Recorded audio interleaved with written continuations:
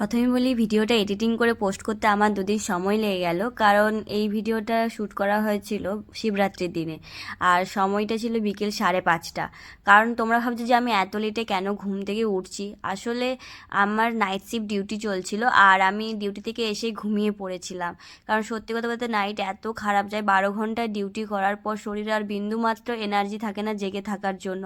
আর তার উপরে ছিলাম আমি নির্জলা উপোস। আর আমরা সাধারণত শিবরাত্রি মানে রাত্রের বেলা পুজো করে থাকি। আমি প্রায় রাত্রেবেলায়, প্রতি বছরের রাত্রেবেলায় করি, কিন্তু এই বছর আমার করার আর সেই ভাগ্য হয়নি, কারণ আমার যেহেতু নাইট শিফট ডিউটি চলছিল, তাই আমি যথাসম্ভব সন্ধ্যের দিকটা করে পুজো করে তারপরে ডিউটি গিয়েছিলাম। আর ডিউটি থেকে ফেরার পথেই আমি বাজার থেকে সমস্ত কিছু পুজোর জিনিস কিনে নিয়ে এসেছিলাম, ফল, তারপরে দশকর্মার জিনিস, সমস্ত কিছু কিনে নিয়ে এসেছিলাম। আর আসার পথে দেখি একটা আকন্দ ফুলের গাছে অনেক আকন্দ ফুল ধরেছিল। তো আমি প্রথমে ভাবতেই পারিনি যে এত মানে আকন্দ ফুল আমি পাবো বলে, কারণ প্রায় এই দিনগুলোতেই দেখি যারা সেই ফুল বিক্রি করে তারা গাছের ফুল মানে ভোর ভোর উঠে ফুল তুলে নিয়ে গিয়ে বাজারে বিক্রি করে, কেউ কেউ আবার সেগুলো মালা তৈরি করে বাজারে বিক্রি করে। তো যাই হোক, সেদিনকে ভাগ্য ভালো ছিল তাই হয়তো আমি ফুলগুলো পেয়েছিলাম।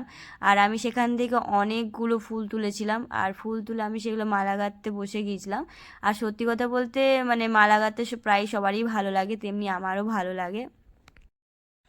আর আমার মতো যারা জব করে তাদের হয়তো সবসময় সেটা মানে যারা সব ফেস্টিভ্যাল সেভাবে পালন করা হয় না, যেমন আমারও হয় না। প্রতি বছর আমরা রাত্রেবেলায় পুজো করতাম, সবাই মিলে একসাথে গিয়ে জল ঢালতাম শিবের মাথায়, একটা আলাদাই মানে এক্সাইটমেন্ট ছিল।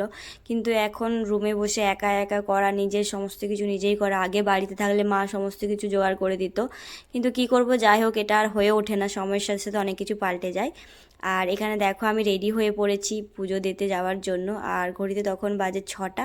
চলো টাটা, পুজো দিয়ে আসি।